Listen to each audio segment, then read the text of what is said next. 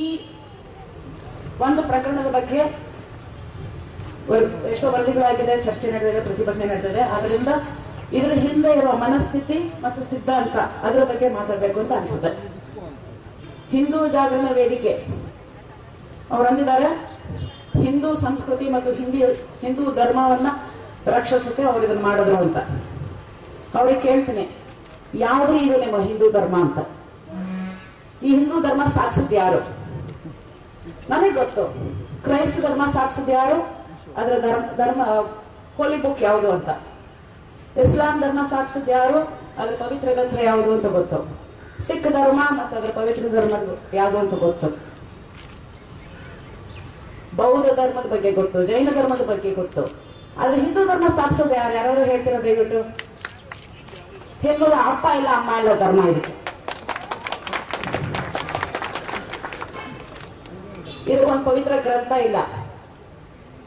ಇದಕ್ಕೆ ಬ್ರಿಟಿಷರು ಬಂದು ಹೆಸರಿಡೋವರೆಗೂ ಹೆಸರು ಇರಲಿಲ್ಲ. ಅದು ಒಂದು ಧರ್ಮ ಅಂತಾರೇನ್ರಿ? ನಮ್ಮ ಸಂವಿಧಾನದಲ್ಲಿ ಹಿಂದೂ ಅಂದ್ರೆ ಯಾರು ಅಂತ ಹೇಳುತ್ತೆ. ಯಾರು ಮುಸ್ಲಿಂ ಅಲ್ವೋ, ಯಾರು ಕ್ರಿಶ್ಚಿಯನ್ ಅಲ್ವೋ, ಯಾರು ಜೈನ್ ಅಲ್ವೋ, ಯಾರು ಬೌದ್ಧ ಅಲ್ವೋ, ಯಾರು ಸಿಖ್ ಅಲ್ವೋ, ಯಾರು ಯಾವುದು ಅಲ್ವೋ ಅವನು ಹಿಂದೂ ಅಂತ ಅನ್ನತ್ತೆ. ಆದ್ರೆ ಹಿಂದೂ ಧರ್ಮ ಅನ್ನೋದೇ ಇಲ್ಲ. ಹಿಂದೂ ಧರ್ಮ ಅನ್ನೋದೇನೋ ಒಂದು ಶ್ರೇಣೀಕೃತ ವ್ಯವಸ್ಥೆ.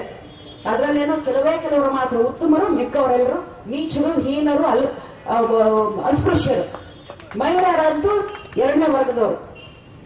ಇದು ಒಂದು ಧರ್ಮ ಅಂತಾರೆ ಇವರು. ಈ ಧರ್ಮನ ಸಂರಕ್ಷಿಸಬೇಕಂತ ಇವರು. ಬೇಕಾಗಿಲ್ಲ ಈ ಧರ್ಮ, ನಮಗಿರೋದು ಸಂವಿಧಾನ, ಅದು ನಮ್ಮ ಧರ್ಮ. ಏನೋ 10 ಹೆಸರುಗಳು ಇಟ್ಕೊಂಡಿದಾರ. ಆದ್ರೆ ಅದೆಲ್ಲವೂ 10 ಮುಖವಾಡಗಳಷ್ಟೇ. ಅದ್ರ ಹಿಂದೆ ಇರೋದು ಒಂದು ಚಡ್ಡಿ ಸಂಸ್ಕೃತಿ, RSS.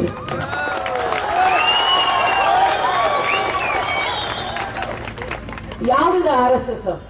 ಅರುಂಧತಿ ರಾಯ್ ಚೆನ್ನಾಗಿ ಅಂದಿದ್ದಾರೆ, ಇದು ಹಲವಾರು ಹಡೆಗಳಿರೋ ಒಂದು ಸರ್ಪ ಅಂತ, ವಿಷ ಸರ್ಪ ಅಂತ.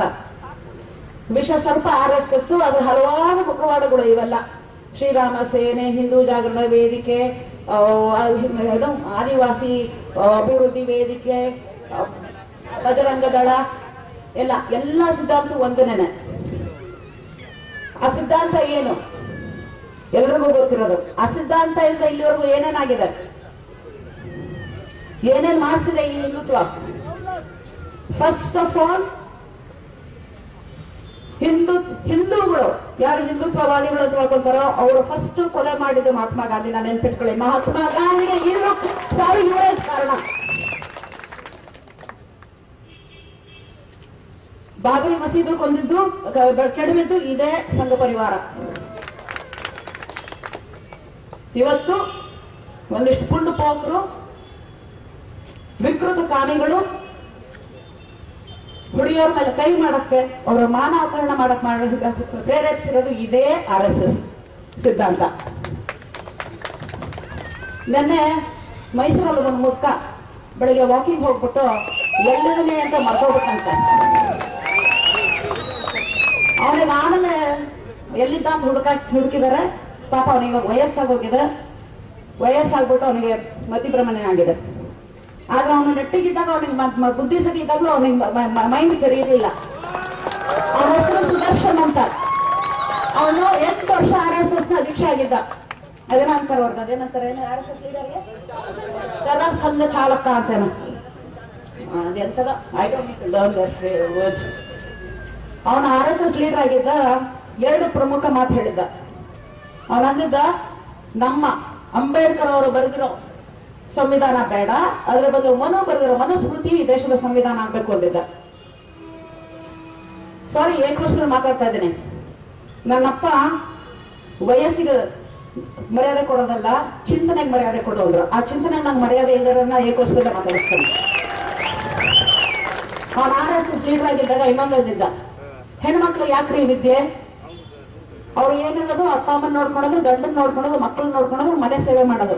ಅದಕ್ಕೆ ಅವ್ರಿಗೆ ಬರೀ ಹೋಮ್ ಸೈನ್ಸ್ ಕೊಡ್ಸಿದ್ರೆ ಸಾಕು, ಅವ್ರನ್ನ ಇಂಜಿನಿಯರಿಂಗು, ಡಾಕ್ಟರು, ಸೈಂಟಿಸ್ಟ್ ಎಲ್ಲ ಮಾಡೋದು ಬೇಡ ಅಂತ. ಅಂದ್ರೆ ಅಂತ ಮಹಿಳಾ ದ್ವೇಷಿ ಆ ಸುದರ್ಶನ್.